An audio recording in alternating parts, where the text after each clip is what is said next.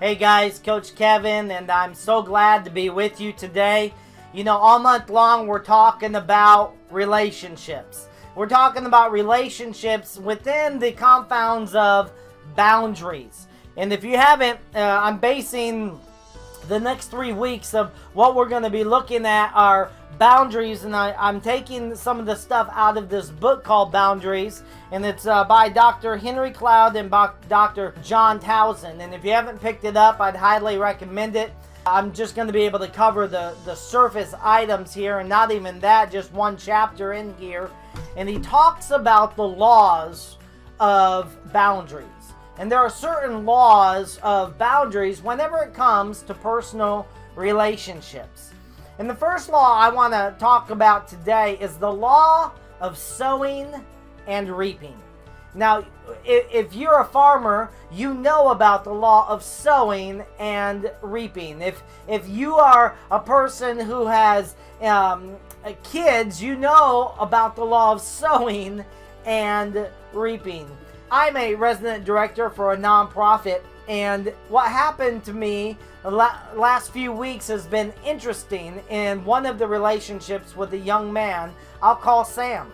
And Sam came to us about a year and a half ago, and he started doing stuff, and he's been successful. He's in college, and he's doing the program, but he hasn't been really respectful to my wife and I since we got here about a year ago. And it's been escalating. And so it didn't start off right from the beginning.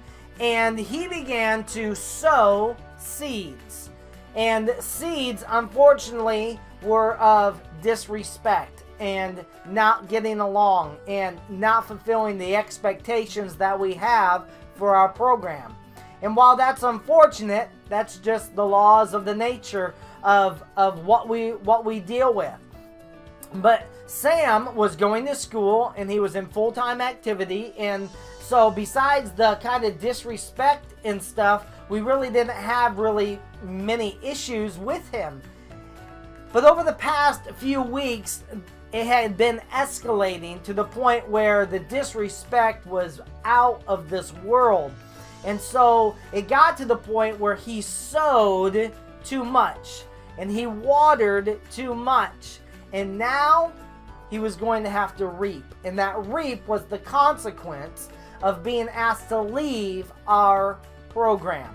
Now, we don't kick anybody out of our program, but if they're not going to do the things necessary to succeed, they themselves, by default, say, you know what, I'm really not into the program, and so we go ahead and we part company. And it came time to part company. We sat him down and we had a heart-to-heart conversation, and he had told us numerous times, listen, I am not going to change. He had told us numerous times, listen, I am not responsible for anything that has gone on. And he wouldn't take responsibility, and he wouldn't admit that he was wrong. And we got to the point where if he wasn't going to take responsibility, and he wasn't going to admit that he was wrong, and he wasn't going to change, then there was really nothing we could do about it. And so he was becoming argumentative, and we said, fine, we just need to part ways. Well, there was one person in his circle of support. And they reached out to us and they said, hey, listen, we know that Sam has not lived up to the expectations of the program. We completely respect your decision, but would you consider having a meeting with us? And so Sherry and I talked about it. We said, sure. And so we sat down with Sam's circle of support member. And basically, he begged us to keep Sam. He begged us to say, listen, I realize right up front, Sam was not innocent. Sam messed up big time.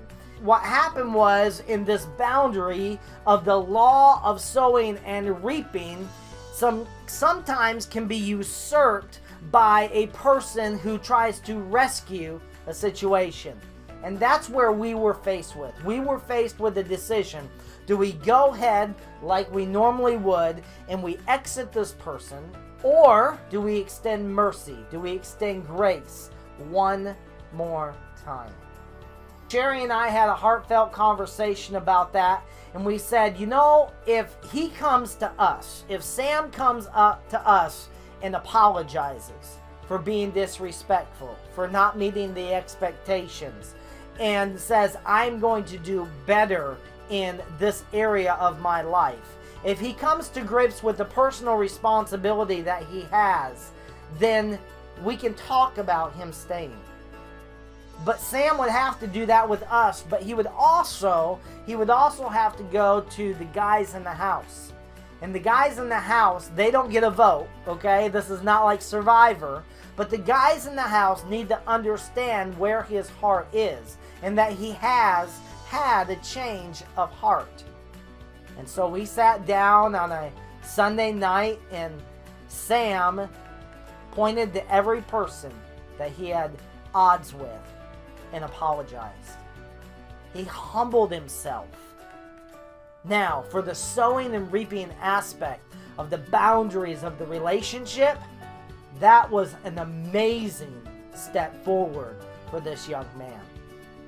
And I'm happy to say that it hasn't been all roses, but at the same time, Sam has stepped up big time. He has reached every expectation. He has been respectful. He has been open in his communication.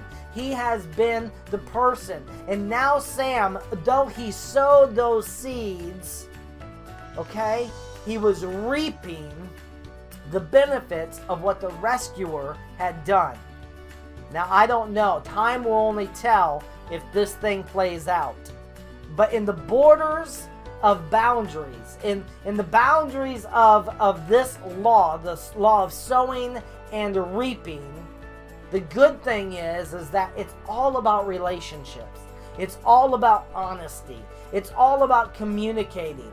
And while he was defensive at first and he didn't want any part of our program, and he said that he wasn't going to change, and he was sowing those seeds, obviously the seeds in my heart were planted as well, because it is a give and it is a take in a relationship.